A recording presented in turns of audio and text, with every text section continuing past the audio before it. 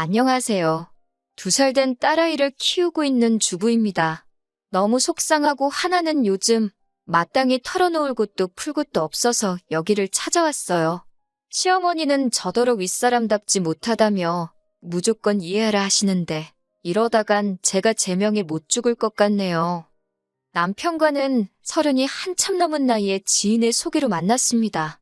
나이가 있었던 만큼 결혼 상대라는 무언의 전제하에 만남을 시작했어요. 20대에 만나 불같은 사랑을 하고 동화 같은 연애를 한 것은 아니지만 그래도 같이 있으면 의지가 되고 안정이 되는 사람이었지요. 평생을 함께해도 괜찮겠다. 그런 확신이 들 때쯤 남편이 먼저 결혼하자고 프로포즈를 해왔고 그렇게 결혼 약속을 했습니다. 연애부터 결혼까지 뭐 하나 유별나거나 모난구석 없이 원만하게 이루어졌네요. 남편이나 저나 나이가 있다 보니 결혼을 하자마자 아이를 갖기로 했었어요. 신혼을 즐기고 싶은 마음이 아예 없던 것은 아니지만 그런 여유를 부릴 상황이 아니었지요. 그런데 솔직히 금방 생길 줄 알았던 아이가 1년이 지나도록 생기질 않더군요. 몸에 좋다는 것도 챙겨 먹고 운동도 규칙적으로 하고 잠자리도 날짜에 맞춰서 했을 만큼 저희 선에서 할 수 있는 건 다 했던 것 같아요. 하지만 어쩐 일인지 도통 소식이 없대요. 속이 까맣게 타들어가는 것 같았지요. 결국 저와 남편은 상의 끝에 병원을 찾았습니다. 사실 저는 진작부터 병원에 가고 싶었는데 남편은 영 내켜하질 않았어요. 별다른 이유가 있는 것은 아니라면서 그냥 조금만 더 우리끼리 노력하면 생기지 않을까, 이번엔 생기지 않을까 그런 식으로 미루더군요. 그런 사람한테 계속 병원에 가자고 하는 게 왠지 자존심도 상하고 그래서 저도 남편이 하자는 대로 맞춰줬던 거지요. 아무튼 결국 결혼한 지 2년 만에 병원을 찾게 되었는데 그곳에서 저도 남편도 생각지 못한 소식을 듣게 되었습니다. 저희 2사람 다 문제가 있었더군요. 저는 저대로 자궁이 약했고 남편은 남편대로 정자수가 부족하답니다. 생각지도 못한 당혹스러운 이야기였고 저도 남편도 감히 서로를 탓할 수 없는 상황이었네요. 남편은 남편대로 자신에게, 저는 저대로 제 자신에게, 그리고 솔직히 잠깐이나마 서로가 서로를 원망하기도 했어요. 한 사람만이라도 정상이었다면 아이가 생기지 않았을까 하는 그런 아쉬움에서 나왔던 원망이었지요. 게다가 또 양가 어른들께는 뭐라고 말씀드려야 할지 머리가 지끈지끈 아파오더라고요. 결국 저희는 서로의 입장을 위해 상대에게도 문제가 있다는 이야기는 하지 않기로 했어요. 저는 친정부모님께 제가 문제가 있다고 말씀드렸고 남편은 시부모님께 자기가 문제가 있다고 얘기한 거지요. 그러면 적어도 사위며느리 탓은 안 하실 테니 가정의 평화가 유지되지 않겠냐는 저희 나름의 묘책이었네요. 그리고 이는 어느 정도 효과가 있었습니다. 친정에서는 저희 남편에게 미안해하셨고 시댁에서는 며느리인 저에게 미안해하셨거든요. 그렇다고 저희가 포기를 한 건 아니었어요. 병원에서도 아예 가능성이 없다고 한 건 아니니까 계속해서 노력을 했지요. 한편 저희가 한창 마음고생을 하던 그때 시댁에서 좋은 소식이 들려왔습니다. 남편에겐 6살 어린 이제 막 30대가 된 신우가 있었는데요. 그 신우가 결혼을 한다더군요. 좋게 말해서 천방지축이지. 솔직히 개차반이 따로 없다고 표현해도 될 만큼 예의없고 제멋대로인 신우가 결혼이라니. 게다가 제가 알기로는 신우는 대학 졸업 후 단 한 번도 자기 손으로 돈을 벌어본 적이 없었습니다. 그렇다고 신우가 씀씀이가 적은 사람도 아니어서 걸핏하면 어머님 아버님께 손을 벌리기도 하고 그게 여의치 않으면 저희 남편한테도 10만 원만 20만 원만 하고 손을 벌리더군요. 그런데도 저희 남편을 포함해 누구 하나 신우더러 취업을 하라던가 나가서 아르바이트라도 해보란 소리는 절대 안 하니 옆에서 보기엔 꽤나 한심하대요. 30도 넘은 신우를 마치 아기 다루듯이 다 같이 감싸고 돌기에 급급했달까요? 제가 나서서 따끔하게 한마디 할 수도 없고 저로서는 그저 우리 신우 팔자 참 좋네 생각하고 말 뿐이었지요. 아무튼 그런 상황에서 신우가 시집을 간다 하니 가족 모두가 쌍수 들고 환영하는 분위기였답니다. 신우 남편은 모 경호업체에서 계약직으로 일하고 있다 했어요. 아버님은 그런 신우 남편의 직업이 안정적이지 않다고 탐탁치 않아 했지만 솔직히 신우도 별 볼 일 없는 상황에서 아버님이 뭘 얼마나 기대하시는 건지 잘 모르겠더라고요. 그리고 신우하는 꼴을 보아하니 애시당초 어머님 아버님의 의견은 중요하지 않은 듯 했습니다. 결혼식에 들어가는 비용도 신우는 어머님 아버님께 거의 통보식으로 얼마를 해달라 그렇게 알려왔더군요. 저희는 1원도 도움받지 않았습니다. 어머님 아버님이 대놓고 못해준다 하신 건 아니었지만 흘러가는 모양새가 해달라고 하면 안 되는 분위기였어요. 해주실 생각도 없어 보였고 뭐 솔직히 어머님 아버님이 재산이 얼마고 그걸로 2자식 다 결혼을 시키시던지 아니면 2자식 중 하나만 시키시던지 그건 제가 관여할 바는 아니었지요. 신경 쓰지 않고 있었고요. 그런데 어머님 아버님께서 정말 신우 말대로 7천만 원이란 큰 돈을 해주셨다는 걸 알게 되었을 땐 저도 남편도 사람인지라 서운하긴 하대요. 그리고 한번 서운한 마음이 들기 시작해서인지 신우나 어머님 아버님으로 인해 마음 상하는 날이 잦아지대요. 신우가 시집을 가고 얼마 지나지 않았을 때였습니다.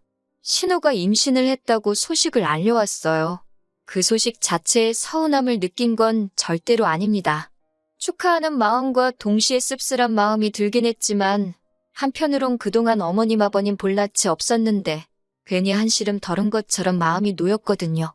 그래서 신우에게 뭐 먹고 싶은 거라도 있으면 사 먹으려고 돈을 좀 챙겨주려고 했어요.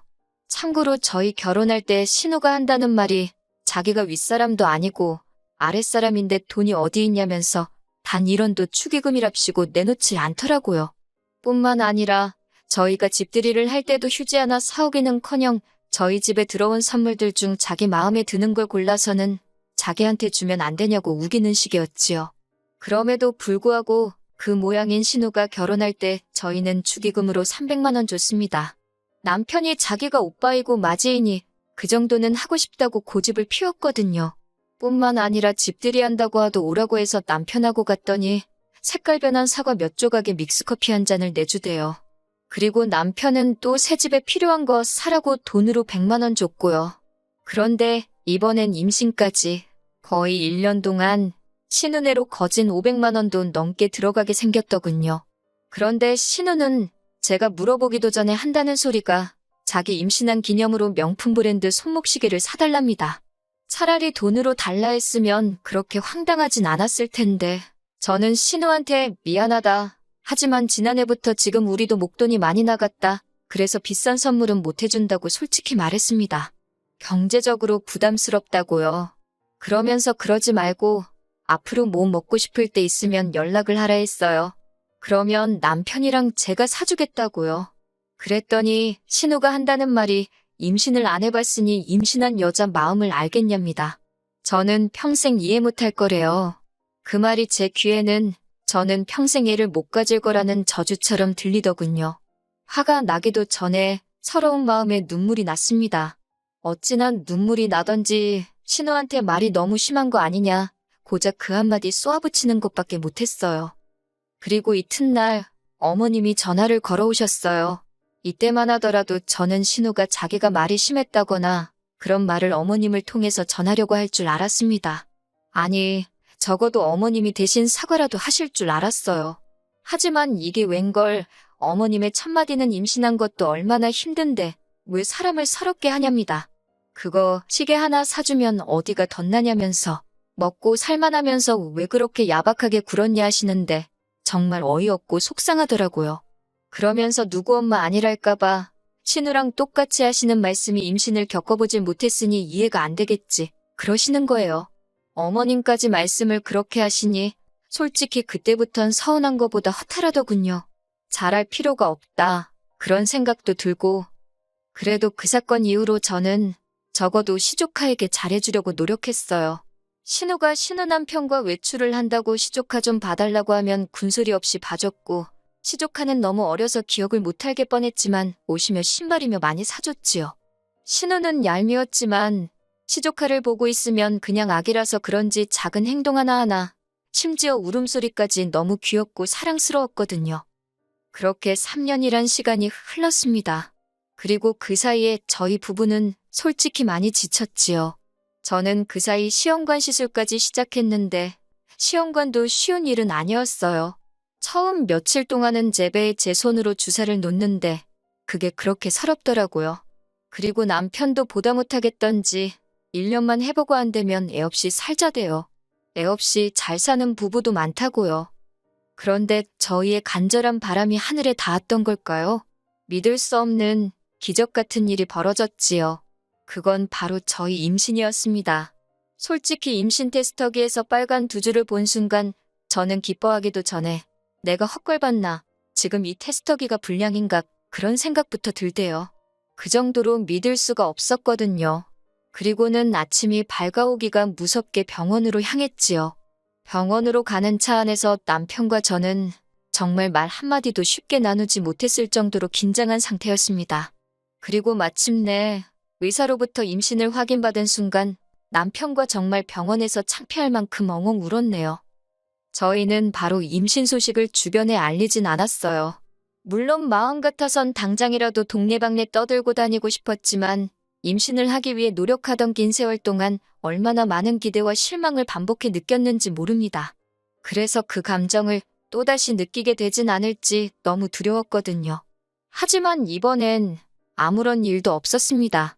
무탈하게 시간이 흘렀고 저는 조금 불러온 배를 보이며 양쪽 부모님들께 제 임신 소식을 알렸습니다. 친정부모님은 그동안 당신들이 죄인 같은 심정이었다며 거의 오열을 하셨고 시부모님께서도 정말 기뻐하셨지요. 제가 임신을 확인한 이후로 저희 부부는 합의하에 가계재정 상황을 정비해 나가기 시작했습니다. 사실 그동안엔 아무래도 신혼애가 외벌이기도 하고 애도 있었으니 상대적으로 여유 있는 저희가 명절이나 어머님 아버님 생신처럼 돈이 나가는 날들에는 금전적인 부담을 많이 지고 있던 게 사실이에요. 시조카한테도 신은의 사정을 아니까 신경을 많이 써주었고요. 그런데 이제 저희 애가 태어날 거니까 저희도 좀 아껴 써야겠다 싶었습니다. 그래서 예전만큼은 솔직히 못했어요. 당분간은 시조카도 저희 집에 맡기지 말아달라고 했지요. 상식적으로 입덧하고 몸은 무겁고 저도 저 하나 간수하기가 힘에 부치는 마당에 제가 누굴 돌볼 수가 있었겠어요? 그리고 당연히 저는 신우가 이런 제 상태를 이해할 줄 알았습니다. 그런데 이게 웬걸요? 신우가 시부모님더러 저희 부부가 특히 제가 변했다고 그러더래요. 이제 시조카도 안 봐준다고 그러고 시조카 선물도 안 해주고 그러면서 그 전에 보여준 건 다 가식이었던 모양이라고 서운하다고 그랬다나요? 정작 제가 임신했다 하니까 말이라도 축하한다 소리도 없었으면서 어쩜 저렇게 뻔뻔할까 싶대요. 그뿐만이 아니었습니다. 소름 끼치게도 신우가 신우 남편하고 하는 소리를 우연히 들었는데 저희 부부가 애를 못 가지면 저희 재산이 자기 딸한테 올 거라고 그렇게 기대를 하고 있었나 봐요. 그런데 이제 어쩌면 좋냐고 그걸 걱정하고 있더라니까요. 자기도 한 가족으로서 오빠인 저희 남편이랑 제가 얼마나 임신을 하고 싶어 했는지 그걸로 얼마나 속상해 했는지 뻔히 알면서 속으론 저희가 애를 못 갖길 바라고 있던 거잖아요. 배신감에 치가 떨리대요. 비록 살갑고 친한 사이는 아니었어도 적어도 저희를 향해 그런 나쁜 생각을 하고 있을 줄은 몰랐으니까요. 그 이후로 정말 신혼애한테는 정이란 정은 다 떨어져서 마음 같아선 상종도 안 하고 싶었지만 어머님 아버님 입장도 있고 해서 어쩔 수 없이 얼굴만 마주하고 지냈습니다. 하지만 신우의 못돼 처먹은 성격은 그게 다가 아니었어요. 저희 딸이 막 걷기 시작했던 무렵이었네요. 어머님 생신이셨는데 식당에서 외식을 하는 대신 집에서 축하를 하자고 이야기가 되었지요. 아무래도 저희 딸이 어리다 보니 어디 부딪힐 수도 있고 여러 가지로 집이 낫겠다 싶더라고요. 그런데 이제 시조카는 한참 뛰어다닐 나이였다 보니까 정신이 하나도 없더라고요. 시조카 성격이 극성 맞은 것도 한몫했고요. 저희 애는 집이 아니라 그런지 계속해서 울어대지 시조카는 쉼없이 여기저기 들쑤시고 다니지 아랫집에선 시끄럽다고 계속 인터폰에 대지 신우가 시조카라도 좀 붙들고 있으면 좋겠는데 한다는 소리가 그럼 애를 어디 묶어놓기라도 해야겠냐면서 적반하장으로 나가더라고요. 제 자식도 아닌데 얼마나 부끄럽고 죄송하던지 아무튼 그래서 정신이 정말 하나도 없었어요. 그리고 그때였습니다. 정말 아주 잠깐 저희 애가 간신히 울음을 멈추고 잠이 들었길래 거실에 뉘어놓고 주방에 갔어요. 정말 한 1분이나 주방에 있었을까요? 갑자기 저희의 우는 소리가 들리더라고요. 아니, 이건 우는 소리가 아니라 거의 비명소리에 가까웠어요. 놀라서 거실 쪽을 돌아보니 시조카 손에 웬 나무젓가락이 들려 있었고 저희의 귀에서 피가 나고 있었습니다. 제가 너무 놀라서 시조카한테 무슨 짓을 한 거냐고 소리를 질렀더니 시조카가 겁먹은 표정을 하곤 얼른 지엄마인 신우 뒤에 숨더라고요. 그리고는 저는 봤어요. 신우애가 씩 웃었단 말입니다. 하지만 남편은 남편대로 딸기에서 피가 나니까 애 병원 데려간다고 들쳐왔고 어머님 아버님도 이게 무슨 일이냐며 발동동 구르고 저는 신우의 표정의 순간 멍하니 넋이 나갔지요. 그런데 신우가 갑자기 한다는 소리가 생각해보니까 열받는답니다. 자기 애가 어리니까 뭘 모르고 그런 건데 막말로 저희 애가 죽기라도 했냐면서 왜 자기 애한테 소리를 지르냐고 애 놀란 거 안 보이냐면서 저더러 사과를 하래요. 순간 제 귀를 의심했습니다. 시조카가 내 애한테 해코지를 한 게 맞는데 어떻게 저런 소리를 하나 싶어서 신우를 쳐다봤어요. 그러자 신우가 또다시 뭘 그런 눈으로 쳐다보냐면서 자기가 틀린 말 했냐입니다. 그러자 남편이 저한테 지금 쟤랑 말 섞을 시간이 어딨냐며 빨리 가자고 하더니 신우한테는 입 닥치라면서 제정신이냐고 소리를 지르대요. 신우 남편은 시조카 챙기느라 급급했고 아무튼 일단은 저희 애부터 데리고 병원에 갔네요. 무슨 정신으로 간 건지도 모르겠어요. 병원에 도착하자마자 응급처치하고 사진 찍고 그래도 의사 말로는 다행히 깊이 쑤신 것 같지는 않고 피는 살이 긁혀서 나는 거라고 잘 소독해주고 하면 별 문제 없이 나을 거랍니다. 혹시 고막에 문제가 생기는 건 아닌지 걱정했는데 다행히 그럴 가능성은 희박하다고 해서 한숨 돌릴 수 있었지요. 그렇게 어느 정도 애가 안정을 되찾고 저희는 다시 시댁으로 가지 않고 그냥 저희 집으로 돌아왔습니다. 신우는 물론이고 그 상황에도 신우한테 말이라도 조용히 좀 하라 소리 한마디 안 하신 어머님 아버님 목소리도 듣기 싫어서 남편더러 전화드리라 했네요. 애는 괜찮을 거라 했지만 그날 일로 신우는 물론이고 그 집 식구들 전부한테 정이 뚝 떨어졌달까요? 그리고 이튿날 아버님이 전화를 해오셨어요. 제가 안 받고 남편이 받았는데 듣기에는 남편이 상황 설명을 하면서 신우 때문에 짜증난다고 하는 것 같더라고요. 이후로 정확히 남편하고 아버님 사이에 어떤 대화가 오갔는진 모르겠습니다. 하지만 아버님이 시키신 건지 얼마 지나지 않아 이번엔 신우한테 전화가 걸려오대요. 그런데 뭐가 그렇게 억울하고 분한지 대뜸 고래고래 소리를 지르는 겁니다. 자기 애가 몇 살인지 아냐, 애가 아기가 있어서 그랬겠냐, 실수 좀 했다고 애한테 소리를 지르면 되냐, 네 애만 소중하냐, 아주 사람 속을 뒤집어 놓더라고요. 결국 듣다 못한 제가 나이도 어린 게 아주 기어올라도 유분수지 한 번만 더 그따위로 짓거리면 쫓아가서 머리털을 다 잡아 뜯어놓을 줄 알라 했어요. 그리고 시조카 데리고 어디 가서 검사라도 받아보라고 소름 끼친다고 해버렸지요. 그랬더니 신우도 어쩌고저쩌고 떠드는데 그냥 먼저 전화를 끊어버렸습니다. 저는 남편더러 어머님 아버님이 어쩔 수 없지만 네 동생하고 시조카는 다신 안 보고 살고 싶다 했어요. 볼 때마다 우리 딸 피 흘리는 귀가 생각날 것 같아서 싫다고요. 남편도 대번에 이해한다면서 그러라 하대요. 자기도 신우 때문에 열받고 분통 터진다면서 그리고 여기서 끝났으면 제가 이렇게 글까지 쓰지는 않았을 거예요. 그런데 몇 시간 지나지 않아 이번엔 어머님까지 전화를 걸어왔습니다. 먼저 저희 애는 어떤지 물으시면서 아버님께 듣기는 하셨다며 그래도 어쨌든 낫는 거 아니냐 다행이다 하시대요. 그러더니 하시는 말씀이 그쯤 했으면 됐다고 이제 적당히 넘어가랍니다. 저희 애야 어려서 기억을 못할 테지만 시조카는 이제 제법 커서 지금 저희가 자기한테 소리 지르고 한 걸 커서도 기억할지도 모른다고 이제라도 가서 달래주고 하라는 거예요. 그러면서 시조카가 어려서 장난이 심했던 건데 고작 그런 일로 어른들 사이가 틀어져서야 되겠냐고 저희더러 윗사람답게 너그러이 품어주라나요. 먼저 전화해서 신우더러 너도 놀랐겠다. 미안하다. 우리 잘 지내보자 하라고요. 시자는 시자라더니 역시 어머님도 별 수 없구나 싶대요. 저는 어머님께도 그런 소리 하실 거면 연락하지 마시라 했습니다. 어머님도 어머님 딸인 신우가 귀하듯이 저도 제 자식이 제일 귀하다고 막말로 이번엔 귀만 찌르고 말았지만 다음엔 어딜 어떻게 해코지를 할 줄 아냐고 무서워서 상종도 하기 싫다고요. 그리고 이후로 몇 달의 시간이 흘렀습니다. 남편더러 당신이라도 예전처럼 지내고 싶으면 어머님 아버님도 뵙고 오고 시조카도 챙기라 했지만 솔직히 마음에도 없는 소리를 한 거였어요.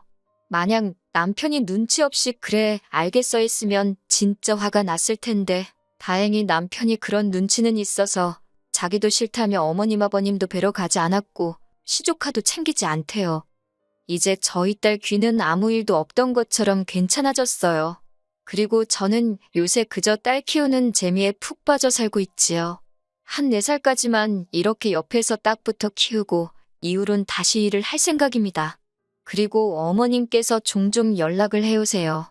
주된 내용은 손녀, 즉 저희 딸 보고 싶단 이야기고요. 그런데 전 못됐다 할 수도 있지만 전혀 답장하지 않고 있습니다. 시댁 식구들 누구든 간에 저에게 진심으로 사과하지 않는 한 절대로 교류하지 않을 생각이거든요. 제 자식, 저 말고 누가 지켜주겠어요? 안 그래요?